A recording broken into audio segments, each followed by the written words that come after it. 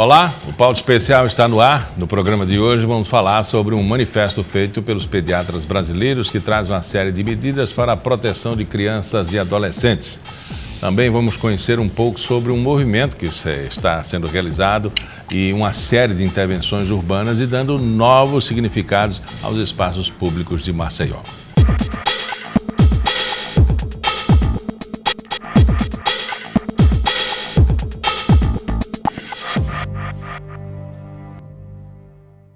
Os pediatras de todo o Brasil divulgaram no início de outubro um manifesto em defesa das crianças e dos adolescentes. No documento encontram-se uma série de medidas protetivas, com foco no atendimento e na oferta de serviços públicos para esses jovens. O pediatra Cláudio Soriano está aqui comigo no estúdio e vai explicar melhor o assunto. É uma tomada de posição?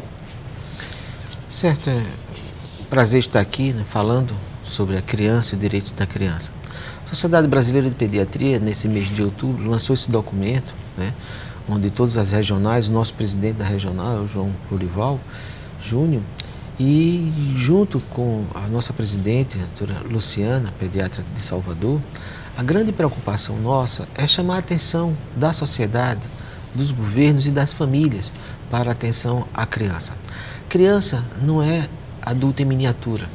Infelizmente, a sociedade ainda tem uma cultura de achar a criança como se fosse um adulto em miniatura. E a grande preocupação nossa, até inclusive é um preceito constitucional de 1988, da Constituição Federal, no seu artigo 227, deixa muito claro que é a obrigação da família, da sociedade e do Estado, nos três poderes da gestão, garantir todos os direitos dessa criança e garantir com absoluta prioridade.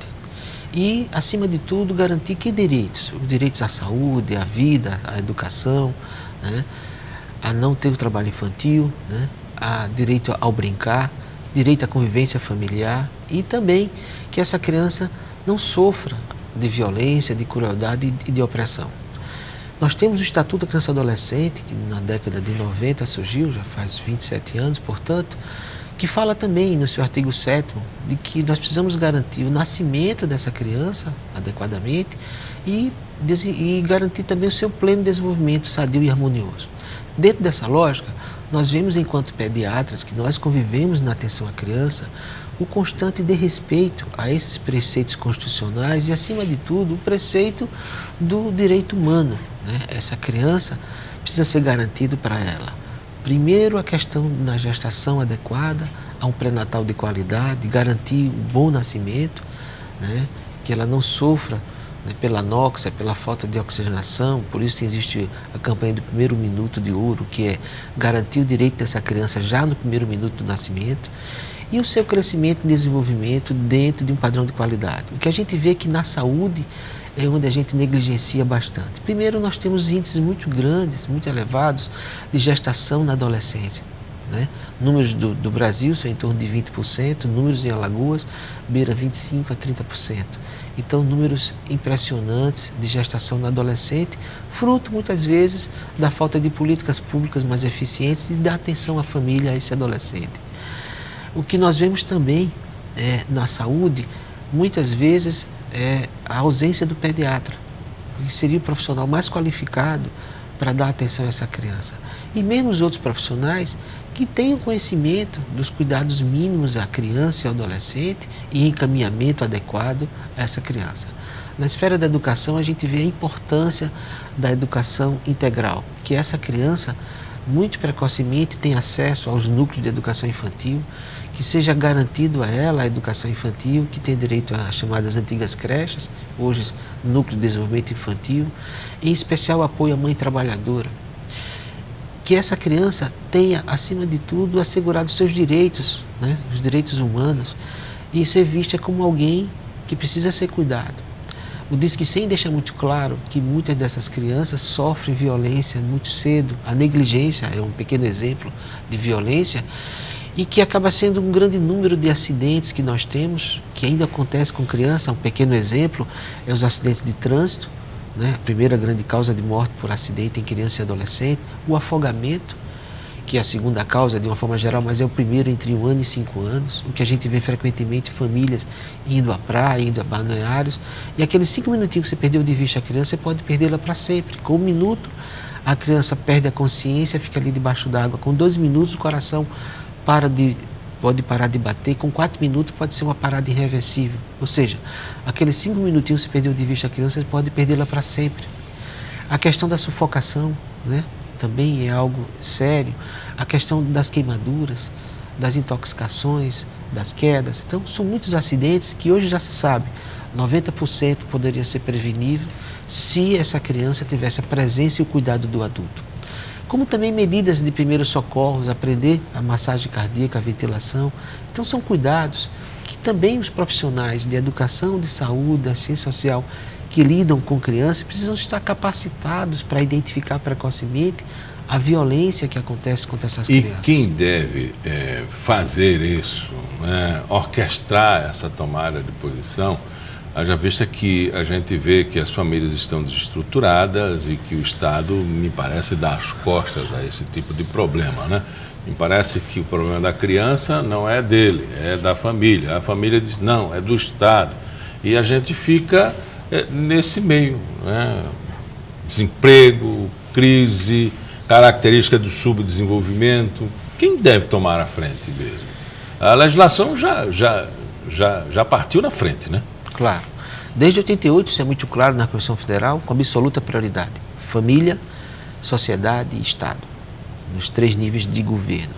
A preocupação maior é que também os governos acabam fazendo o que a sociedade cobra.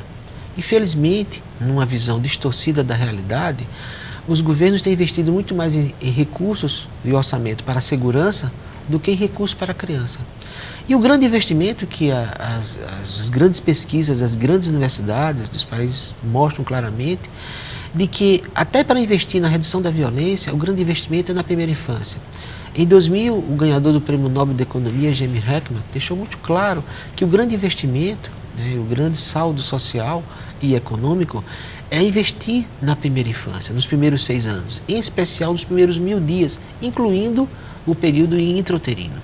Então, é a mesma coisa que um agricultor, ele vai escolher as melhores sementes para o próximo plantio, não vai fazer o contrário, né? E a nossa sociedade hoje está fazendo o contrário, ela está, né, relegando, né, essas sementes, né, as piores sementes. E que sociedade a gente vai ter hoje e no momento, né, no futuro próximo. Então a grande preocupação é nesse sentido, investir na primeira infância, e que a Sociedade de Pediatria fala, não é nenhum discurso corporativista, muito pelo contrário, é um foco muito mais amplo de que para o país se desenvolver tem que investir na primeira infância. Essa característica intrínseca do subdesenvolvimento, me parece que as famílias se afastam desse problema e colocam na mão do governo. O Ministério Público tem cobrado, mas é uma situação tão agravante que me parece que não dá para alcançar tudo nem abarcar todos os problemas. Mas, pontualmente, a gente tem uma característica de vulnerabilidade, como o exemplo da escola lá do Mato Grosso, de Goiânia, a cidade de Goiânia, em que um adolescente, classe média, vai para a escola, e a gente só vê isso em sociedades mais desenvolvidas. O que faltou? O que está faltando numa situação pontual como essa? Hoje já se sabe que, infelizmente, nós negligenciamos muito a saúde mental, né? Os próprios médicos, né, também, e quem é da área da saúde e a sociedade como um todo, vê muitas vezes, a gente sublima e subestima a gravidade da saúde mental. Hoje já se sabe que muitas agressões que a criança sofre no período intrauterino, como também nos primeiros momentos de vida, são marcantes. Muitas vezes tem uma história familiar, né, de predisposição à doença mental, mas hoje o fator muito mais importante, hoje, que as grandes pesquisas mostram, é chamada epigenética. É o fator de sofrimento cerebral que muitas crianças passam muito precocemente.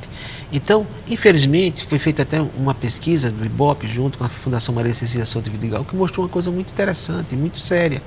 Foi uma pesquisa espontânea junto às mães sobre o que é que elas queriam para o melhor para os seus filhos. Muitas falavam, é importante levar no pediatra, cuidar da saúde, da nutrição, e somente 12% falavam da importância de dar afeto e carinho para o seu bebê.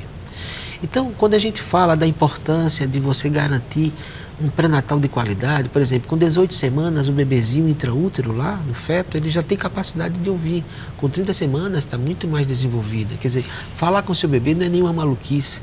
Cuidar do seu bebê no momento que a criança nasce, né, esse contato pele a pele, mãe e bebê, ele é essencial.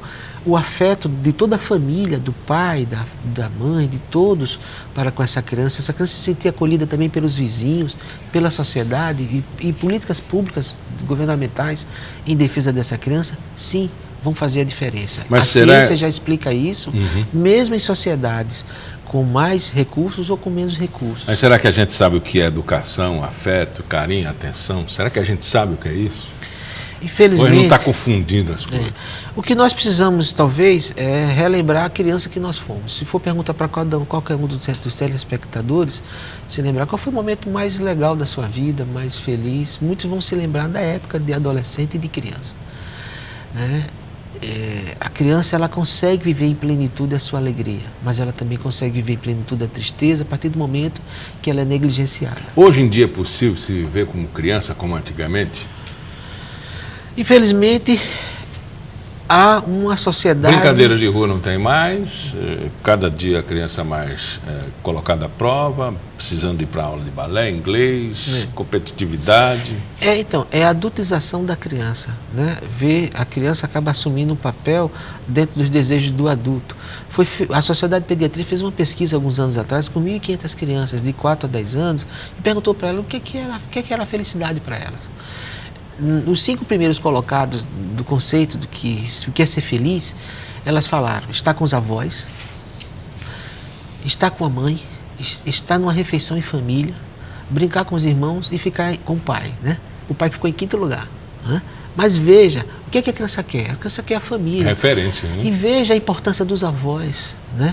Também no desenvolvimento dessa criança. Quem sabe no mundo de hoje, a ocupação dos pais com o trabalho, mas é importante, não pode acontecer o fenômeno da terceirização das crianças. Isso acontece nas classes mais abastadas e nas classes menos abastadas, que é a mulher trabalhadora. O que ela faz? Geralmente tem uma vizinha que está desempregada, bota, né, uns 10, 15 meninos para ela tomar conta enquanto as mães estão trabalhando. Né? Então você tem a garantia das antigas creches, hoje os núcleos de educação infantil, desenvolvimento infantil, que essas crianças fiquem acolhidas, né? E que as famílias sejam capacitadas. Hoje o álcool é uma grande droga desagregadora da família e os governos estão muito preocupados com o crack, mas na realidade é o álcool, né, que desestrutura as famílias. É essa visão machista, essa visão egocêntrica do adulto, né, que não vê na criança um ser especial, esquece a criança que ele foi um dia. Hoje já se sabe que mais da metade dos pais que agridem os seus filhos foram agredidos enquanto criança. Foi um modelo mental que eles tiveram. Então nós precisamos mudar esse paradigma. Na Índia se aprende a ser mãe. A gente está passando por esse momento? Veja que, infelizmente, quase metade dos lares brasileiros são chefiados só por mulheres, né? A ausência. E a outra metade, os maridos muitas vezes abandonam o dia a dia do cuidar da criança. E o grande foco hoje, a Sociedade de Pediatria tem estimulado, inclusive, a presença do pediatra na consulta também do pré-natal, e a importância de a gente agregar o pai. O pai não é somente o acompanhante ou o motorista que leva a mulher gestante para a consulta, ele fica do lado de fora do consultório, ele tem que estar presente desde cedo, a família tem que estar presente desde cedo, acolhendo essa gestante, em especial se ela for adolescente, nos cuidados dessa criança. É toda uma aldeia que vai cuidar dessa criança. E a grande preocupação é nesse sentido, porque a violência que acontece contra a criança, ela se perpetua em toda a família, na forma de vários tipos de violência, agressão física, psicológica, agressão sexual contra essa criança, mas também agressão física, em especial contra a mulher adulta, e agressão psicológica no idoso. Então nós precisamos pensar que o momento da criança é o momento de hoje, né? E isso é não pensar no futuro só, pensar no presente e no futuro. Conversamos com o Dr. Cláudio Soriano, ele é pediatra. Muito obrigado pela entrevista. Agradecemos. No próximo bloco você vai conhecer um movimento que vem realizando uma série de intervenções urbanas em Maceió. Pauta especial volta já.